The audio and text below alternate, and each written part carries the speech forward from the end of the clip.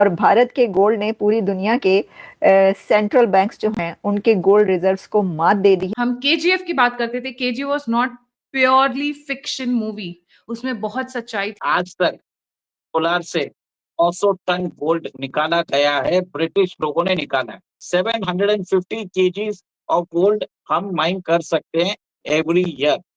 और every year yes, इन Kolar gold mine. Bharat भी ये समझता है कि उसके घरों में जो सोना और गोल्ड है वो उसके कंट्री का भी एसेट है कि वक्त पड़ने पर वो इस्तेमाल होगा। आज तक दुनिया में किसी को नहीं पता था कि भारतीय लोगों के पास आखिर सोना है तो है कितना, और मैं कहता हूँ इससे भी ज्यादा होगा। जिस हिंदुस्तान को इस्लामिक आक्रांताओं ने लूटा है, अंग्रेजों ने लूटा है, उस भारत के घरों में, मंदिरों में दुनिया का सबसे ज्यादा सोना मौजूद। अगर हमें IMF $7 बिलियन नहीं देता तो मुल्क पाकिस्तान डिफॉल्ट कर जाएगा। और अगर हम एक मुल्क, उसके पास इतना कौमी खजाना कहां से आया, कैसे जमा किया, और पाकिस्तान के कौमी खजाने कंगाल क्यों पड़े। मैं कहता हूँ पूरी दुनिया का एक तरफ रख दो, जितना इंडिया के पास गोल्ड मंदिरों और लोगों के पास है ना, वो इंडिया फर्स्ट नंबर पे आ जाएगा। भारत की महिलाएं इतना गोल्ड पहनती हैं कि उन्होंने दुनिया भर के जो सेंट्रल बैंक्स के पास गोल्ड रिजर्व्स हैं उनको मात दे दी।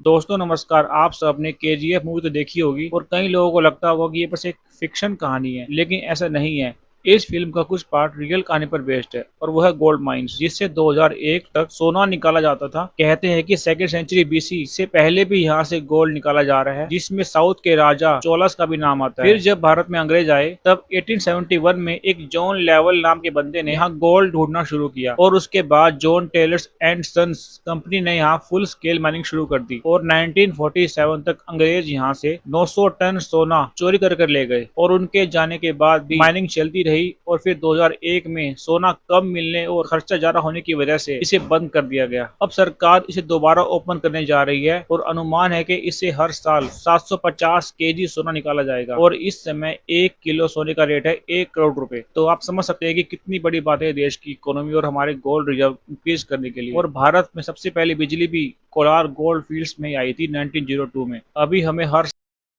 हम केजीएफ की बात करते थे, KG was not purely fiction movie, उसमें बहुत सच्चाई थी, बहुत सारा मसाला डेफिनेटली डाला गया था उसको चलाने के लिए, but KGF was a movie based on lot of facts and some small portion of fiction. Bharat को कहा जाता था सोने की चिड़िया। रिमेंबर, गद्दाफी को 143 टन गोल्ड के लिए मार दिया गया था। अलग अलग बहाने बनाए गए थे वेस्टर्न पावर्स और सुपर पावर्स के जरिए, राइट? और इसी सोने की चिड़िया को लूटने के लिए दुनिया भर के लोग आते हैं। और अगर मैं एक करंट डेटा की बात करूं from an international organisation Statista and others, तो भारत की जो महिलाएं हैं वो वर्ल्ड की रिचेस्ट महिलाएं हैं, क्योंकि भारत जितना गोल्ड भारत की महिलाओं के पास है that is equal to total to the rest of the world. ये है भारत की महिलाएं। Why we are talking about gold is because gold is the currency of war. कोई भी जीते कोई भी हारे, किसी का डॉलर जाए, किसी का युआन जाए, किसी का पाउंड जाए, डजंट मैटर, वो पेपर करेंसी है। आपने उठाया, फाड़ा, फेंका, फेंक दिया किसी कोने में, doesn't matter, but gold matters. Gold, old is gold भी कहा जाता है, पर मैं ये बोलूंगी पर गोल्ड इज गोल्ड। जैसे आपने बता दिया कोलार गोल्ड फील्ड्स, जैसे KGF मूवी आई थी, तो बहुत लोगों को आइडिया है कि जो माइनिंग होती है गोल्ड की कितनी मुश्किल तरीके से होती थी। और एक हिस्टोरिकल कॉन्टेक्स्ट में बताता हूँ कि भारत के अंदर सबसे पहले इलेक्ट्रिसिटी भी कोलार में आई थी 1902 में। और बताया जाता है कि आज तक कोलार से 900 टन गोल्ड निकाला गया है, ब्रिटिश लोगों ने निकाला है। देखिए गायत्री जी, आपको मालूम है आज भारत के पास कितना गोल्ड है? भारत के रिजर्व बैंक ऑफ इंडिया के पास, आप जान के चौंक जाएंगे, it is 880 ton. Kolar gold field से ब्रिटिश ने 900 टन गोल्ड निकाला था। और अब भारतीय सरकार ने डिसीजन लिया है कि कोलार गोल्ड फील्ड को वापस खोला जाएगा, उसको ऑपरेशनल किया जाएगा, उसके अंदर से माइनिंग होगी, एक्सट्रैक्शन होगा, और का रिफाइनिंग होगी। और इसके लिए कर्नाटका सरकार ने भी अपनी मंजूरी दे दी है। और बताया जाता है कि आज भी कोलार के अंदर रिजर्व्स में गोल्ड आज भी हम एक्सट्रैक्ट कर सकते हैं। 2024 के एंड में हमारे जो गोल्ड रिजर्व थे 822 टन थे और 2025 के एंड में 880 टन। कितना बढ़ाया है? 58 टन बढ़ाया है एक साल में। One of the largest addition in recent years. और आज 1 किलो गोल्ड तकरीबन एक करोड़ हो चुका है। इसके बावजूद भी central banks are buying gold. और भारत का जो रिजर्व है, आज गोल्ड रिजर्व है, तो percentage of the total foreign exchange reserve, it is 12%। Bharat का जो फॉरेन एक्सचेंज रिजर्व है वो है $696 बिलियन, और गोल्ड उसका 12% भाग का बन चुका है। और एक साल में बताया जाता है प्रिलिमिनरी टेस्टिंग के हिसाब से कि अभी 750 केजीज ऑफ गोल्ड हम माइन कर सकते हैं एवरी ईयर। और Every अभी year yes in Kolar Gold Mine for how many years? At least 30 years more। और अभी तक My goodness, can you believe that 750 kg gold every year for 30 years roughly? ये तो बहुत बड़ा नंबर है। This is like देखिए I'm quite surprised. This is huge for Bharat. कहाँ गोल्ड हम बाहर से खरीद रहे हैं, और गोल्ड की रेस लगी है इस वक्त। आप चाइना को देख लीजिए, रशिया को देख लीजिए, यूएस को देख लीजिए, यूके क्या खरीदेंगे, उनके औकात ही नहीं है, छोड़ दो उन्हें, साइड करो, तो चोरी के माल पे बैठे हुए हैं। बट भारत को देख लीजिए, सब गोल्ड खरीदे हैं because everybody knows de dollarisation हो रहा है, गोल्ड खरीदा जाएगा ही जाएगा। Gold is a fixed asset, while currency जो कि paper currency is not a fixed asset. आप कितना भी छाप सकते हो, यूएस छापता रहा है।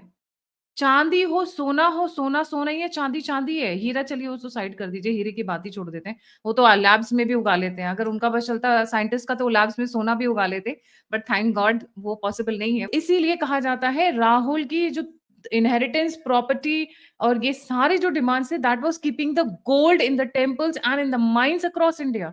और अब पोलार गोल्ड फील्ड की ये जो बात आ रही है, that only gives a logical explanation to what Rahul Gandhi has been demanding। वैसे भी उनका इंटेलिजेंस नेटवर्क बहुत स्ट्रांग है, उन लोगों को चीजें बहुत जल्दी पता चलती हैं। राहुल गांधी का जो इनहेरिटेंस टैक्स प्रपोजल था, वो एक तरह से मास्क किया हुआ था कि वो भारत के अंदर जो महिलाओं का जो स्त्री धन है, उसको एक तरह से उसके ऊपर हाथ उन्होंने लगाना चाहते थे। बहुत हद तक वो नहीं हुआ।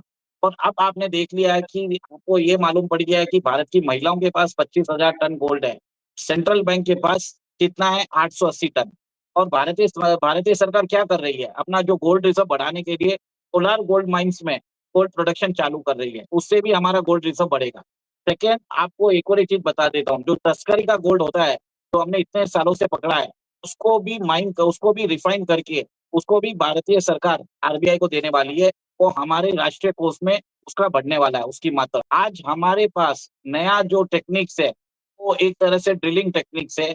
हमारे पास एआई एनेबल्ड जो हम बोल सकते हैं टेक्निक्स है, जिससे हम सॉइल कंपोजिशन से मालूम कर सकते हैं कि उसके अंदर कितनी गोल्ड की मात्रा है।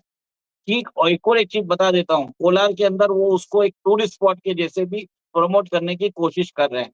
और जो कोलार के अंदर जो गोल्ड माइंस होगी, उसके बाद देश भर में वो जो गोल्ड की जो बोलते हैं तो स्पॉटिंग होना चालू हो जाएगा। लोग भारतीय सरकार एडवांस सेंसर्स यूज करेगी ताकि और भी गोल्ड रिजर्व्स अगर भारत में है, उसको भी माइन कर सके, उसको भी ढूंढा जा सकता है। तो अब इसकी तरफ भारत सरकार ने अपना ध्यान बढ़ाया है।